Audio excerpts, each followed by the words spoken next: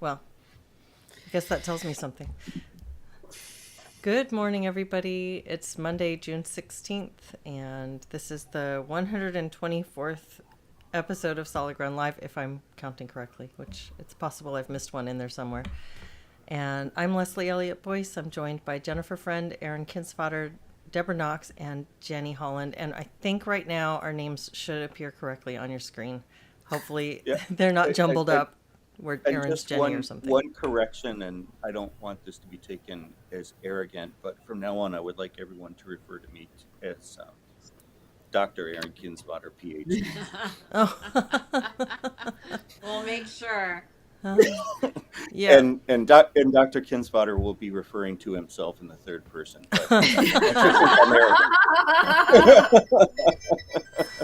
Well, Dr. Aaron Kindsvatter and his ego will be the two male representation. Well, it's great to see you guys today, and we're not streaming on X today. I gotta figure that out again. So we're just on YouTube, but it's great to see you guys. And perhaps before we get into the discussion, Deborah, do you want to start with the Solid Ground intro? Yeah, I was just trying to get my phone turned off and all these sounds. I can't stop the noise outside, but inside. Okay. Solid Ground is a peer support community for anyone concerned about the imposition of critical social justice and or authoritarian measures such as medical mandates in their workplace, university, children's schools, or community. We offer weekly online peer support groups in which members share ideas, thoughts, and support for how to navigate the impact of these ideologies and answer the question, where do we go from here? You can join our peer support groups for $10 a month, or you can join our forum on locals for $5 a month. If you want to find out more, please visit us at Solid Ground Substack for the peer support groups and Solid Ground Locals for the forum. Please note that Solid Ground does not provide psychotherapy or legal advice, and nothing we do should be construed as such. Thanks a lot, Deborah. Yeah, I just stopped paying for the blue check mark on Twitter, X, because I hardly use it, and I think it always puts me in a bad mood after I look at it. And my card ran out, my credit card expired, and I didn't put a new card on. And now I see what was useful about having that stupid check mark. It's that I can stream there. So I'll probably get that situated for next week. But thanks for bearing with us. Hello, Morning Cigar. Hello, Mrs. and Ray. Hi. And Clue Studio. Nice to see you guys. Happy Monday. So we had a conversation a couple weeks ago with Benjamin, and we got into some of the morality and ethics around pornography, among other things. We also talked about white racial identity and a number of things.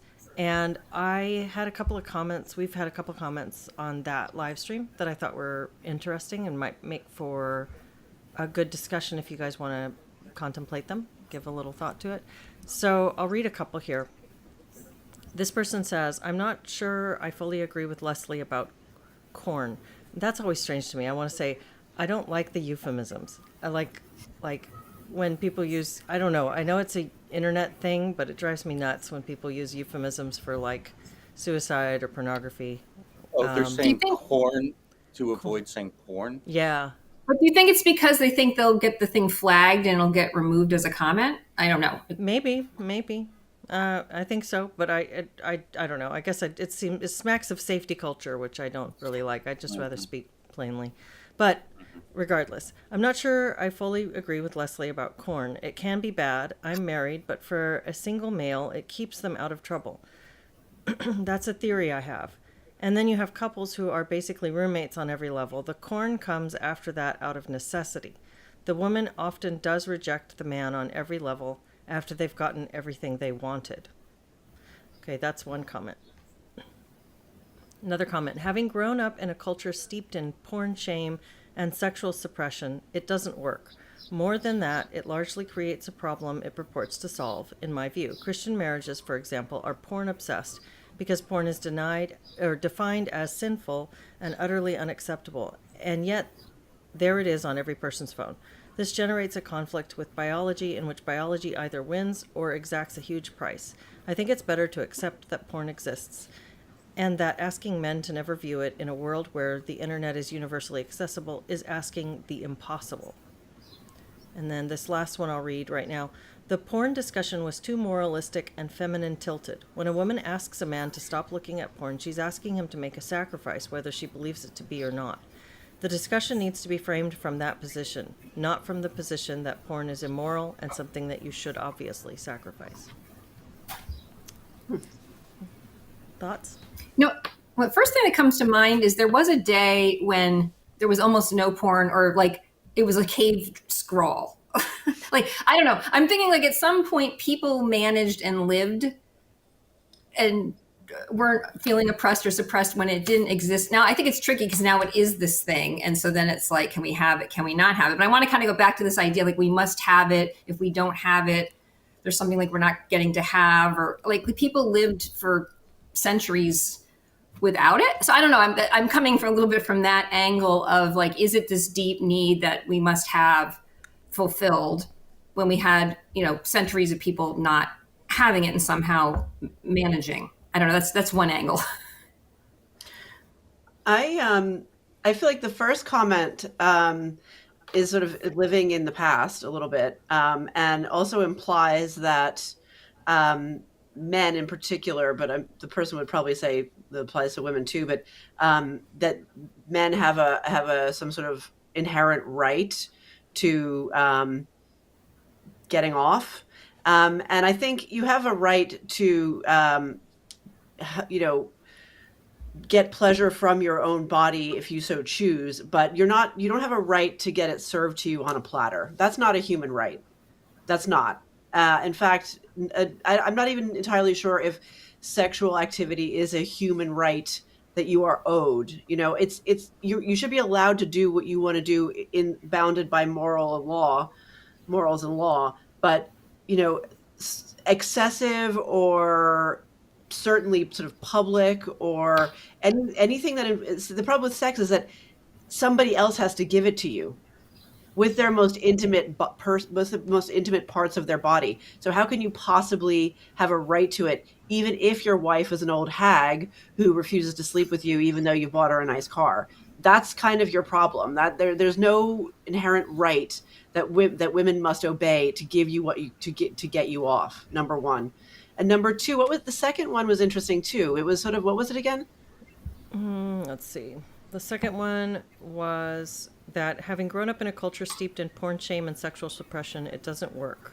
More than that, it largely creates the problem it purports to solve. And he says, I think it's better to accept that porn exists and that asking most men to never view it in a world where the internet is universally accessible is asking the impossible. Yes. And you're asking a man for a sacrifice. Well, yes, fine. I'm asking a man for a sacrifice. That is an entirely acceptable sacrifice to make. It is not your right to see unlimited vag 24/7. That is not a right. That is not a right. I'm sorry. It's not a right. And especially if you're married, it is not your right. It is not. Okay? You don't have a right to someone else's sex. Even if they're offering it freely, it's not a right. It's a privilege, maybe. And also, it's actually, that is very much trapped in the old liberal paradigm. Oh, if you suppress it and repress it, it's going away. It'll make it worse. It won't go away. It'll make it worse. It'll make it more perverse. We have opened the floodgates to the sexual marketplace, okay? And that has, everything has come out into the open, and it has made things more perverse. It has brought the freaks out. It hasn't cured them of their freakery. It has merely made them more exhibitionist. Sorry. It has made them more exhibitionist with their freakery. So no, there has to be a balance. There has to be a balance between privacy, a sense of public decorum, and a sense of shame. You do not have a right to see boobs and bush. Sorry, you don't, even if your wife won't sleep with you. This is interesting. Jay Adams says it's funny you need subscriptions for everything, but porn is free. And I'm reminded of that comment that if you're getting it for free, you're not the customer, you're the thing that's being sold. That's interesting. Like Facebook, like these are social media. They're doing it for your data, and they just trying to keep you engaged. You are the commodity at that point. So if it's free, you have to question why. I don't know. Those are some good points, Jenny and Deborah. I think It was interesting, the comment about keeping men out of trouble. And I thought, well, what more trouble could a man get into than prostitution? He's going directly into trouble. So how does that keep him out of trouble? That is trouble. I think this is someone who thinks we're still living in the age of magazines behind brown paper covers in sections of shops that were, you know, the VHS stores that had the little curtains around the porn tapes. Like that world is gone. That's not what's happening here. Okay, the more porn that is produced, the more deviant and violent and disgusting and immoral and illegal actually it becomes. And if it's not actually illegal, it's pretending to be illegal by, you know, using women who look young and saying they're younger than they are, or whatever. I mean, it's a race to the bottom. It is a sexual arms race. You can't just get away with doing it missionary anymore in porn. That's not going to fly. Okay, that's like 1980 kind of stuff or 1975 kind of stuff. This is not what's happening. Okay, so like, and I think this is so typical with a certain type of boomer and a certain kind of Gen X, and they feel like proprietary over those old freedoms. And I understand why, because I lived in a time when those freedoms existed and we all benefited from them to some extent.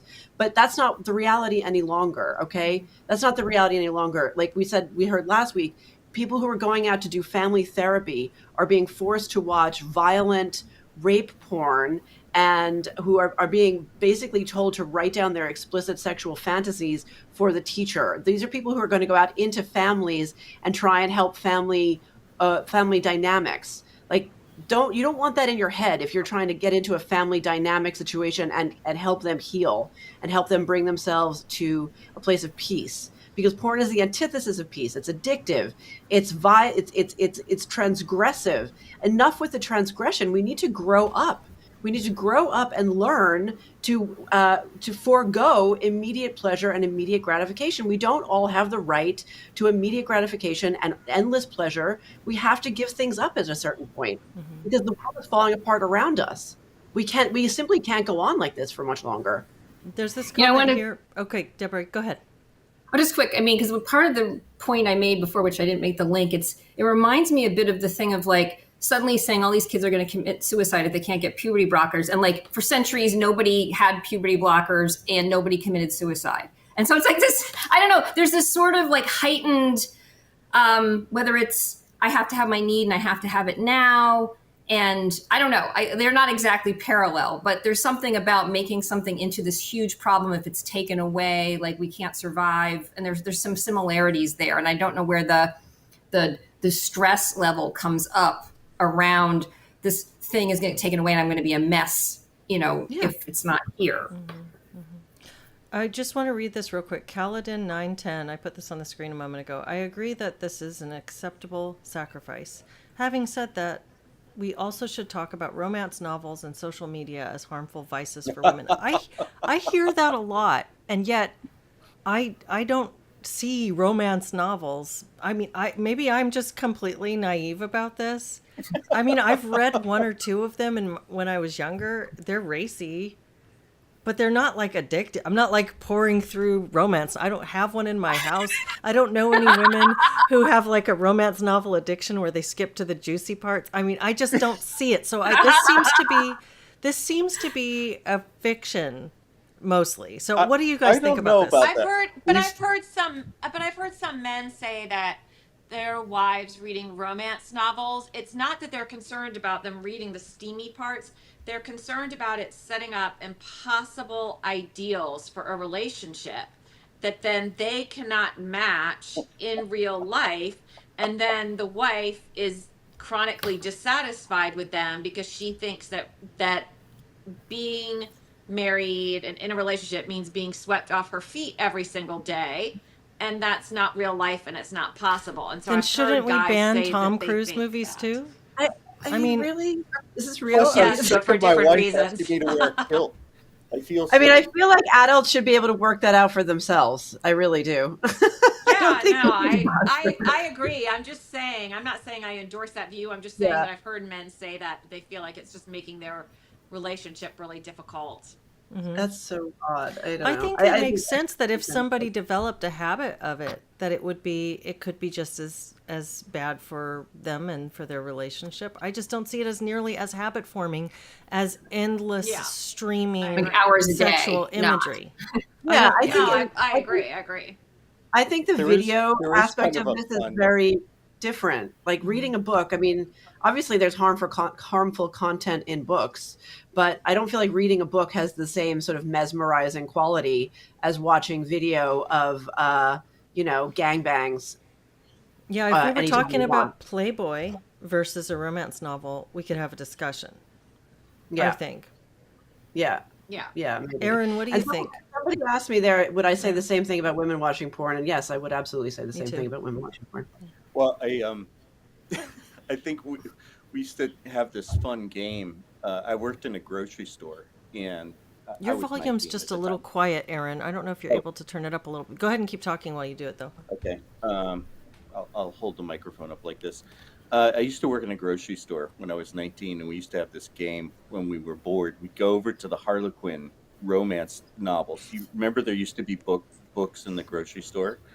And we'd be like, open it up to any random page, and it'll be like, she lifted his kilt up over his hips. Something was heaving. It was like something heaving.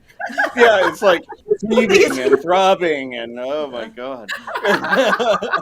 So, I feel like this is very quaint. This is almost like an antique. well, it was just a game we used to Hilarious. play, and it was pretty funny. We had a lot of good times with it. There's a couple of things. One is that I heard this a lot in the comments that people are talking about. Oh, my wife just lost interest, so my only outlet now is pornography, and the I there's more to it than that. There's a larger conversation to be had, and a lot of times people, I think, are losing um, the nuances to what happens when a person stops being interested in sex in a relationship. There's oftentimes more to that. So my hope for people is that they hear that it's not as if like women just like randomly and suddenly lose interest in sex all of a sudden, and so a man's only recourse is to then like try to find solace in pornography, and which is why couples therapy exists and should be able to help if romance kind of dies. The other thing that I would say is that I'm very intentional about using the word tries to find solace, because I think Jenny is right. There is an addictive element to porn because there's an intermittent random reinforcement uh, mechanism going on. People generally, when they're looking around and they find like something that really makes them happy, that whatever scene or whatever actress doesn't tend to satiate them for very long, and next they're looking for the next thing that makes them happy, and pretty soon they spent 3 hours trying to find it. And also it, for some reason that is not entirely clear to me, the thrill that people experience has something to do with like shock or surprise or novelty. And so there is this sort of escalation to where sometimes the men that I work with around these kinds of issues have found themselves going down very, very dark paths. It's like you need to find like the next extreme thing, and sometimes people will come to me with porn addictions, and they won't tell me what it is that they found themselves attracted to, but the intermittent reinforcement pattern is common among all of them. So aside from the morality behind thinking about like who is it who is creating the porn and for what purposes, I would just say, those two things in terms of general mental health. One is if one person in a relationship stops being interested. chances are there's more to that story than just like one day my wife wasn't interested in sex, and maybe that's something that can be fixed. Two, pornography is you're playing around with very powerful psychological mechanisms, Mhm. and that were not the kind of things that you had to worry about when you were looking at Playboy magazine. Mhm. And so that's a thing. Third, and you guys may disagree with this, but if someone has a strong desire to look at porn, uh, like one option might be to think about including one's partner in that, and like sticking to things. There's something out there called couples friendly pornography, which is sort of a little more vanilla, and you see this, you hear about this all the time. You don't have to look at porn very far before you see that aggression and humiliation is mixed in with pornography. Mhm. So, I guess what I'm going to say is like, I think porn is really dangerous. I've seen it mess up a lot of people's lives, but I guess there's porn, and then there's worse porn, and then there's downright destructive porn. Mhm. And in terms of couples relationship, if porn is going to come into it, my hope is that you know that couples do that together, and that they're watching things that aren't based on destructive feelings. I'll just say one other thing, just sort of just of interest, that's always been of interest to me, is that Freud thought that um, both kind of a death or destructive instinct and the love or sex instinct both arose from the libido. He called them eros and thanatos. And what he was saying is essentially that uh, sex and destructive impulses are or can be different sides of the same coin. And you definitely don't have to look very far in pornography before you see violence and depravity uh, intertwined with sex. So those are my three thoughts. Mhm. Thanks, Aaron. That's really helpful. Somebody, Aaron, you used the word erotic, and also a commentator did as well. And that's the thing to me that is really missing in porn. It's not erotic. There's no eroticism. And I've seen a little bit of it, like the more vanilla stuff. And it's like, this is like not erotic. This to me, and this person said we need more precise language about it. And I agree, because I don't really understand the sexual impulse or the sexual draw of porn, because it's so almost like synthetic Mhm. and denuded of all of Mysteries, the the surprise. mystery and the things that make sex exciting, that turn people on, which is ephemeral. And I can't, Mhm. it's hard to predict what it would be, because sometimes things Mhm. take you by surprise. And instead it's these harsh lights, these like really kind of exaggerated parts, Mhm. and like it's unpleasant, and it's not it the all of the mystery and the subtlety of eroticism is completely stripped out. So what is the sexual thing? Is it the male gaze? Is it just that sort of like, well, we're tailoring it towards a man's brain? But then if a man is watching it, they're watching another man. So it's like a heterosexual man. It's odd to me. Like, I'm not entirely sure now, having thought about this a lot, that that that's the sexual drive. I think that's what's being tapped kind of at in the immediate. But like, what is really, what is it? Is that really what sexuality is for people? Because it seems very base, and I think sexuality can be more complex than that. Mhm. I wanted to say, I think I've said this before on these live streams. Like, I would love to see more. Of course, it's all teaching kids anything in school about sexuality. I know that's a problem, but I would love to see people learn more about, whether you want to call it energetic tantric practice or whatever. It's like there's a huge amount of sex drive. Men have this. It's a huge energy. It's like nuclear energy. You could have a Mhm. bomb. You could channel it. You could have a reactor. You could do something good with it. And so if people were somehow, whether it's male, whatever, teaching, say, younger men, how do you circulate this energy in your body? How does it connect with your heart? So it doesn't mean you have to suppress it. It doesn't mean you can't have these urges, but it can be refined in a certain way and used in a more connective way. And I feel like that's sort of this like missing piece of, we don't get the owner's manual so much about how do I deal with this thing I've got going on. And I'd love to see more of that one way or another. And again, it's tricky because at this point, I think almost no one wants anybody teaching young people anything about sex because it's gone so far, like the creepy way, right? Like, because I think there's this command, right? You don't need to suppress, you don't have to be like, that's bad. They have these urges. It's just more like, what do I do with this? That would actually enhance me and my relationships. Sorry, Andrew. Because I think a lot of men, and not all men, like, you either control this or it controls you, and with sometimes really bad consequences. That said, I think a lot of just average men could really benefit from hearing it exactly just the way you put it, Deborah. Like, I think that is the most eloquent statement I've ever heard about that kind of sort of crazy energy, and that it's not a matter of suppression, it's a matter of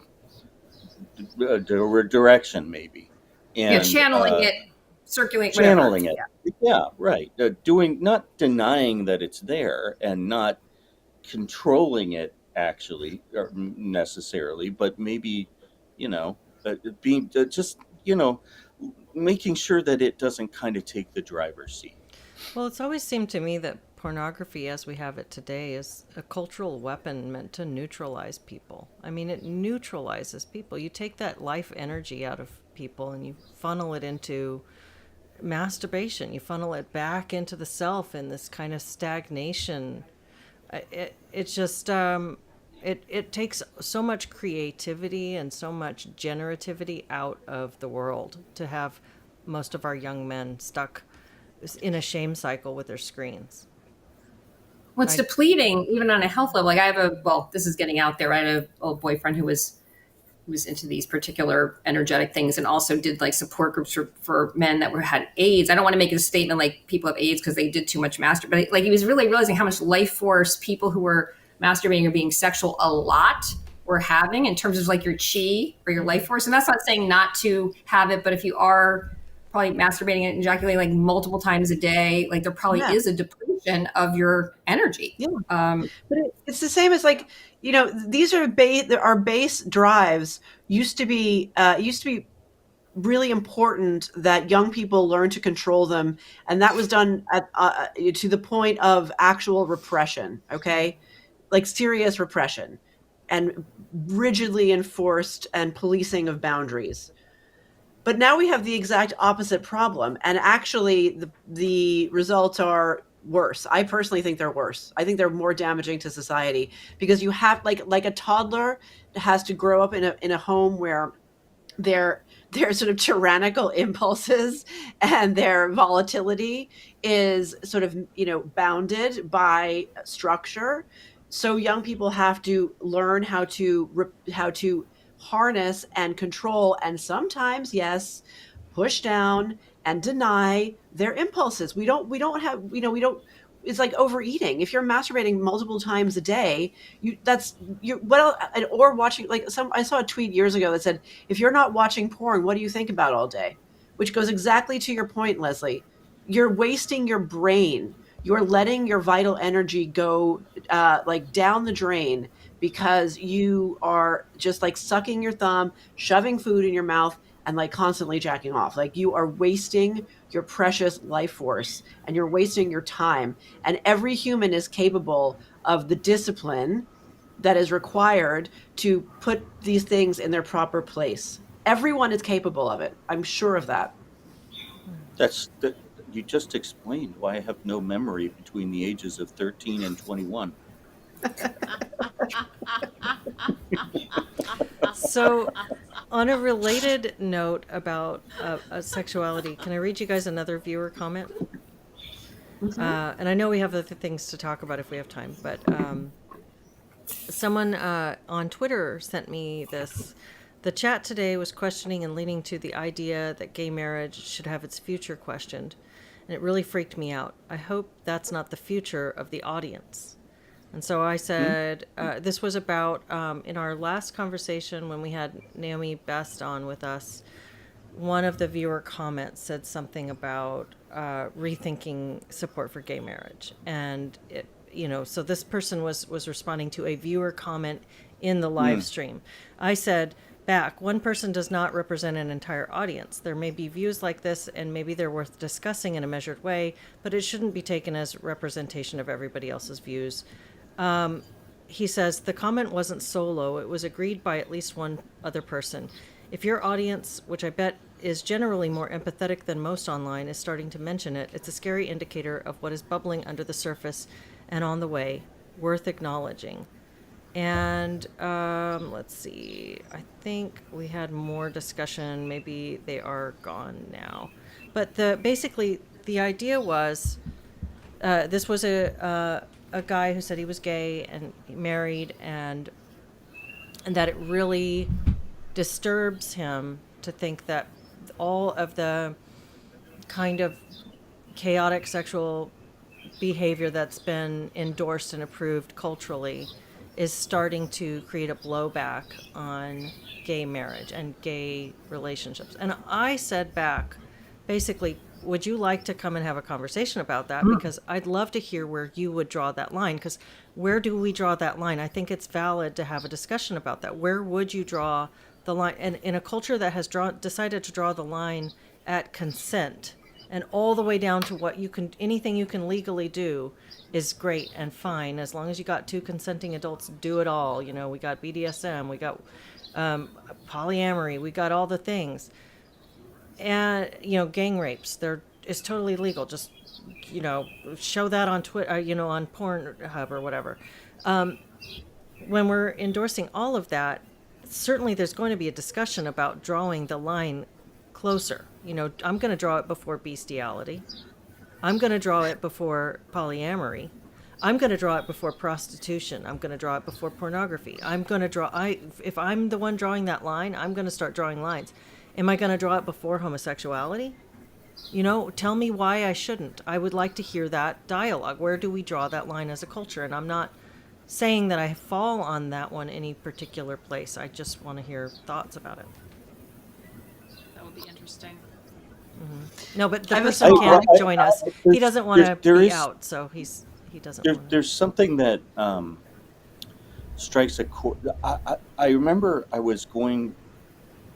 I first started to get a clue about political issues in 1989 when I was a freshman in college listening to NPR, and they had these two people on, and I think it was about gay adoption. And they just had this one guy, one person who said, I think we should allow gay people to adopt. And then they had this guy on who said, no, having two lesbians does not equal parents. And that was the moment that I became politically activated, because I didn't understand why exactly, but that really, really made me angry. And because, well, I didn't like people placing constraints on other people. And I guess that was that gets to my roots as a true liberal. So Leslie, you're asking a difficult question as to where you would draw the line and why, but I guess we probably need to ask about the trade-offs. Like, at some point, there's some benefit to drawing a line, but there are also trade-offs. So what are the benefits and the trade-offs of drawing the line? That's a good question. That's a good question.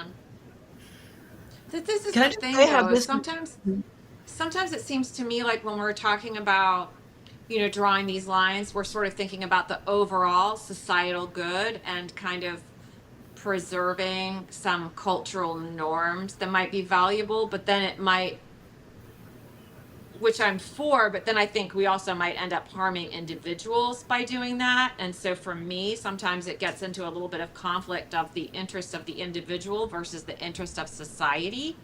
And maybe because I'm sort of an individualist, I tend to lean more towards what benefits the individual. Like I think I think gay marriage is still too new for us to know what the effect is on overall society. I mean, if you really look at it, we don't have the data yet.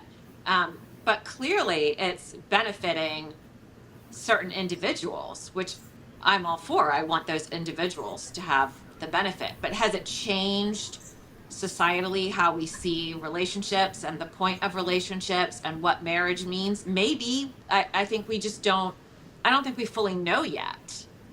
Is it possible to have a line that's drawn before the law, though? I mean, I'm saying right now we have what? Pride, right? So we have this absolute endorsement, public cultural celebration of all of it.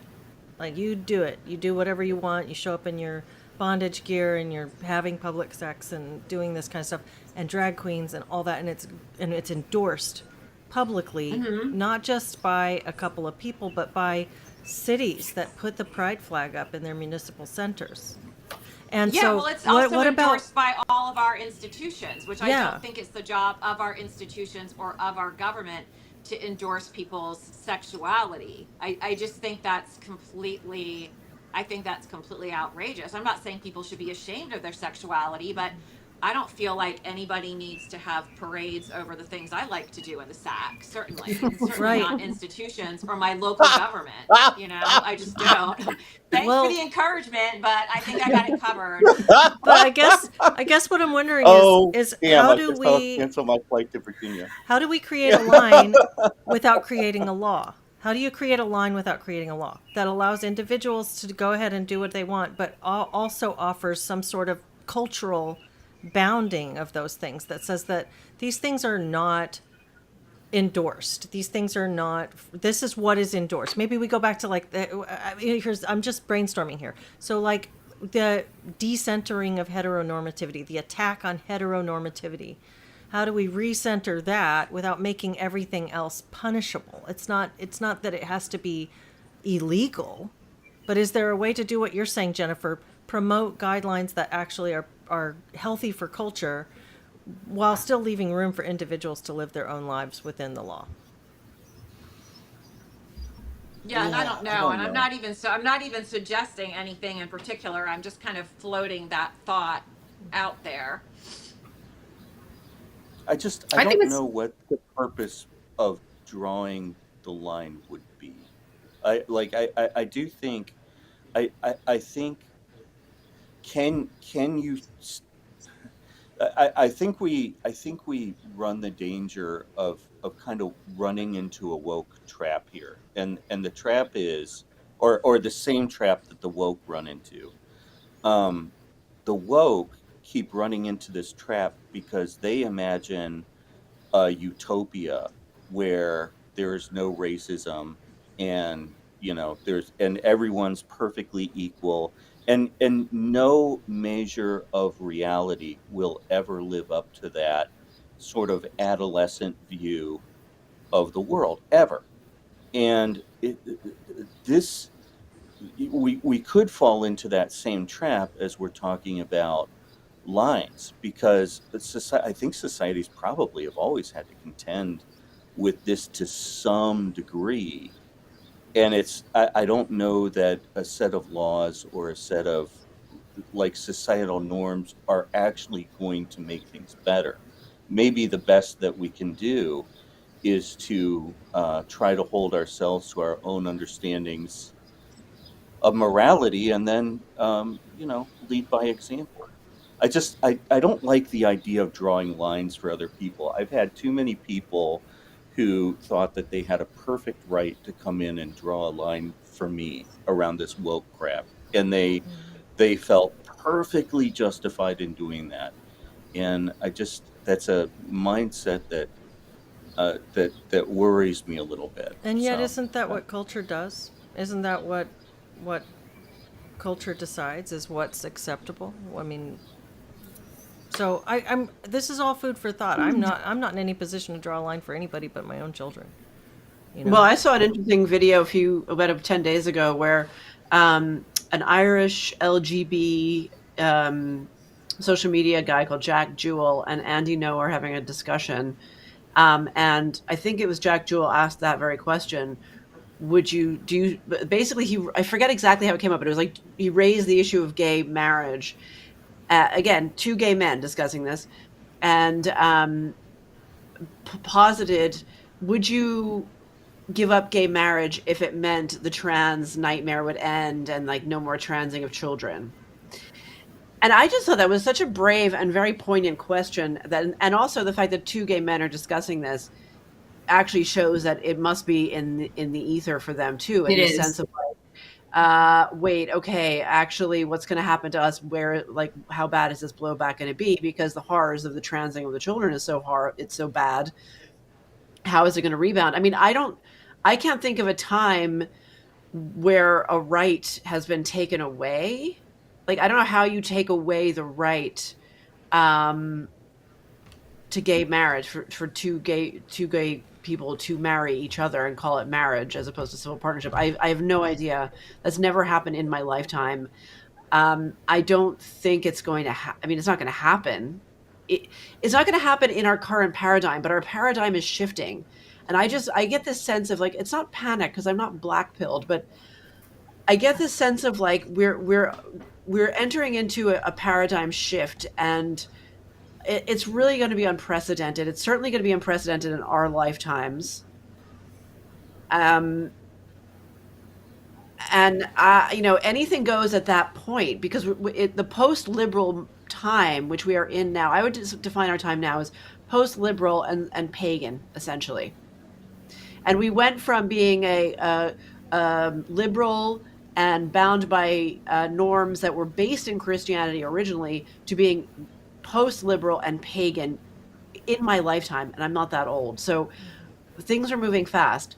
But in our current paradigm, I can't see how do you even start the process, if you wanted to, and I'm not saying you should, of taking away the right that gays won to get married. I don't know how that would even be possible. Well, I wonder if some of it is around, some of the tension, I think, hinges in this idea of law, though. I mean, like, legally, there could have been, and this was kind of my argument, like, I don't fall on one side or the other of this gay marriage issue. I was a big campaigner for gay marriage. I really believed that we needed to expand the definition of marriage at that time.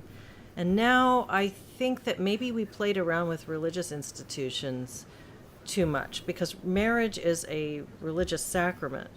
The government could have endorsed civil unions to allow people to claim somebody as their life partner for the purposes of medical and property law. Government could have done that, and we could have had that without condemning homosexual unions, but also without forcing the expansion of a basically religious institution, marriage. So I guess I think that there's room to discuss this without coming down on condemnation of people. But was it smart? Is it smart for us to have institutional resources, our public institutions, make declarations of support for non-heterosexual childbearing unions? I mean, I don't know. What are people's thoughts about that?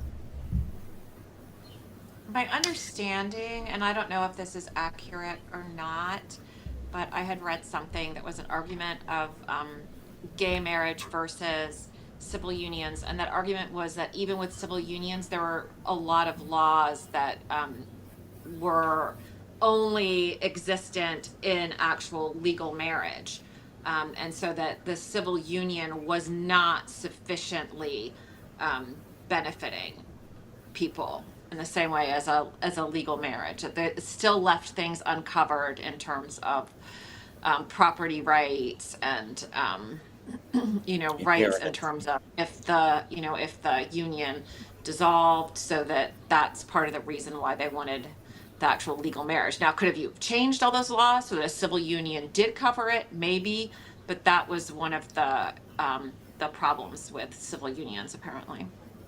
I'm going back to Jennifer, what you said earlier about it being early to kind of tell the implications. Because, for example, I don't know if when people said let's have gay marriage, that then people were going to go, oh, surrogacy.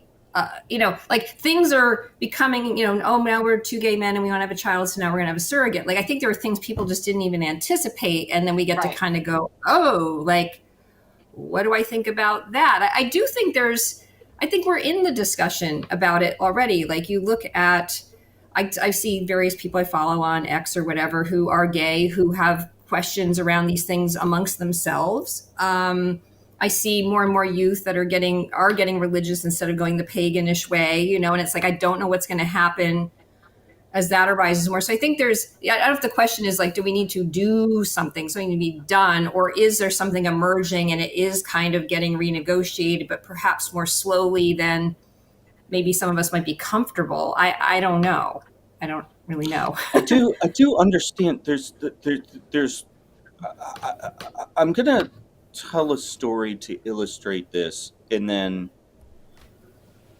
put a caveat to it. So I remember when I was working as a professor, they had this, I forget what it was called. It was some kind of like sex positivity day. So in the student union, you went over, apparently, I never saw it, but you went over and they had like all these sex toys out on display, and there were people there to say, how you use them. And I don't know, it was essentially a celebration of sexuality. And the faculty member said, yeah, I was taking my 7-year-old son through there. And I was like, well, why should I feel awkward about this? This is just a penis. It's like, this is a penis. This is your ear. What's the difference? And I remember kind of sitting there being like, oh my God, you are really one screwy dude. But so I understand the need to draw some lines, for sure. But when it comes to gay or homosexual relationships, whatever you would like to say, I think sometimes there is the tendency among people out there to associate gay love with sort of a trajectory towards baseness, and I don't think that's the case. That I think the types of gay relationships that are out there vary a great degree, and some of them are, maybe a lot of them, I don't know, I've never looked at the research on that, but are very vanilla. And so I sometimes I get uncomfortable because I think sometimes when people see gay, they conflate that with a lack of boundaries or a lack of convention or Why would whatever. that be? Why would that be that they would do that? Why would people conflate gay with promiscuity or sexual? Because it's the lack of most boundaries? because it's the most recent new thing in society. I Is that wouldn't be why? surprised. You don't think I that there's think, any research on gay men's lifestyles being more promiscuous? well, They're men. I would hazard, They're I men. would hazard, yeah, they're half the men. I mean, there's I would research shows I would that hazard to guess. I would okay. hazard to guess that after the suffrage movement, there were similar sort of uncertainties floating around in society. It's kind of like, oh, we've had this big change, and Does um, anybody in the chat have research on this? Because I've seen this done before with surveys of gays and lesbians and heterosexual. Gay relationships tend to be more open and more promiscuous. Lesbians tend to have the least amount of sex. And, it just kind of follows the biological reality of men and women.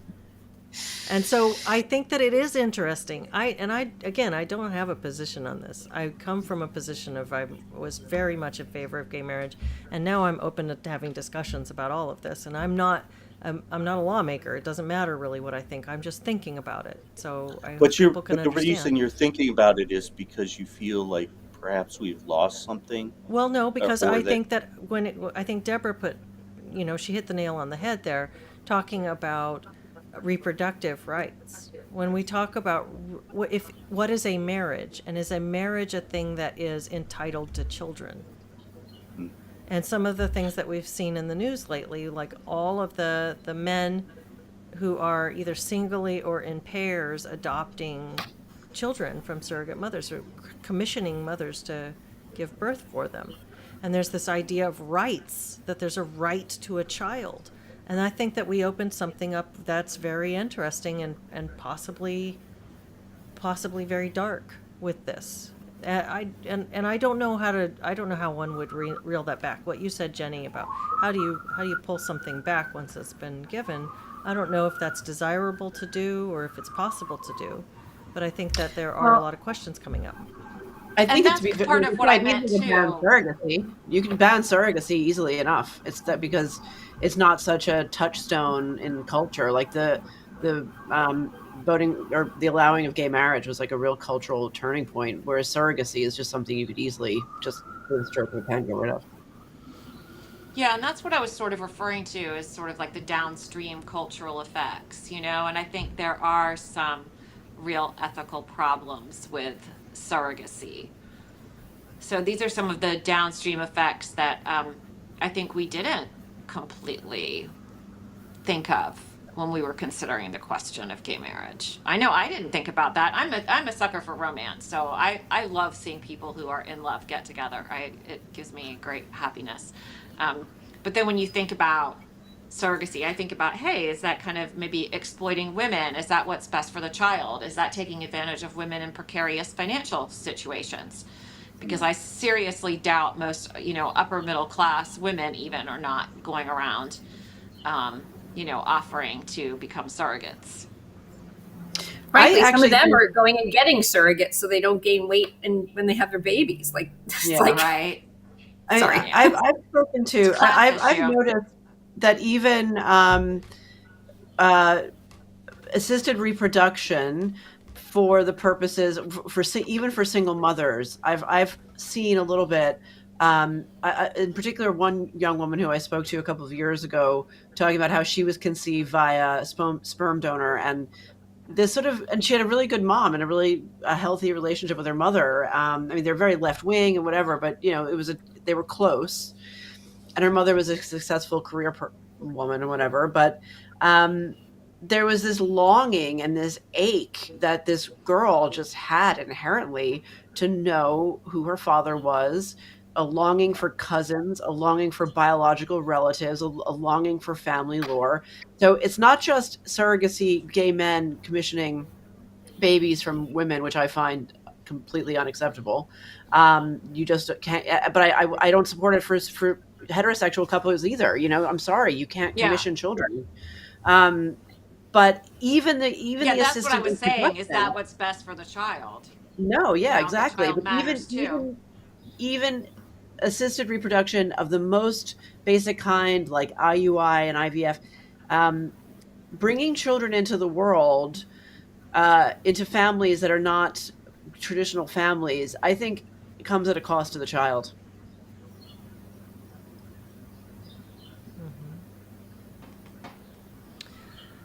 Yeah, I think, and I know we don't have a lot of time left in this discussion today, but it kind of rolls into what you were mentioning before we went live, Jenny, about religion. And I don't know if you want to tie that together real quick and at least introduce that. Kind of. I mean, I've been thinking a lot. So I'm intrigued by religion more and more. The crazier things get in the culture, the more comfort I find in Catholicism in particular. I haven't converted or anything, but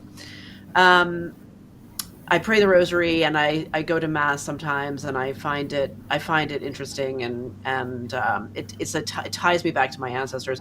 When I think about the real implications of converting to being a Christian and a practicing Christian, not only do I have to atone for all of my many sins, many of them, I also then have to think about, like, for example, my father, right? So my father died 20 years ago. if I'm going to become a Catholic, I'm going to have to accept the entire order of it, right? Otherwise, there's no point. The newfangled choose your own adventure religion, new age stuff, that's not for me. I don't think it's worked well in society either.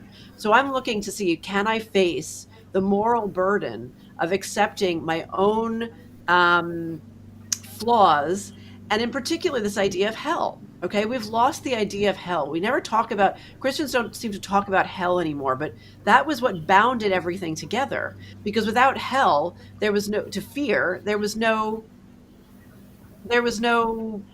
boundary. And that to me I now associate with this sort of more masculine form of Catholicism that I think used to be the norm. And now instead what we have is this very sort of modern, very happy clappy, very enlightenment informed religion, which is like, it's all about love. And yes, it is about love, but it's about God's love for us. And when we do wrong, what happens? We have to start looking straight in the face of the negative implications of this and the hard choices that we have failed to make for about 3 generations now, because we incorrectly thought we could have our cake and eat it too. We could be gay and be married. We could be slutty and whatever. Like all bets were off, right? And morals cease to exist. Well, look at the mess that we now live in. And that's because we have given up the idea of the punitive side as well, and the hardness and the sacrifice and the struggle that used to be an ordinary part of religion and utterly accepted. And it's really unsettling to me, because I am not going to pick up a sword and I am not going to start, whipping myself and wearing hair shirts like that. I am a very modern contemporary person. I am not going to start condemning people, especially individuals that I know and love, for their practices and feeling tremendous guilt for my own practices. That's anathema to me. I can't imagine that world. But what I'm seeing how quickly things have degraded without that sort of father disapproval layer of Christianity that was always there for 2,000 years until about 50 years ago. Yeah, someone was just saying about the justice and mercy. Like even in Judaism and Kabbalah, there are these sort of divine principles, whatever, and just the top 3. I'll skip them. But then we get down to Hesed, which is loving kindness, and Gevurah, which is more of strength, but it also is the boundary setting nature of things. And you need to have that. It can seem as harsh, but if you do not, they say if you just have the loving kindness just spilling all over everywhere, everybody will drown, So if we need them in, whether it's Taoist or whatever, right? We need these things working, in tension or with each other. Well, we need boundaries.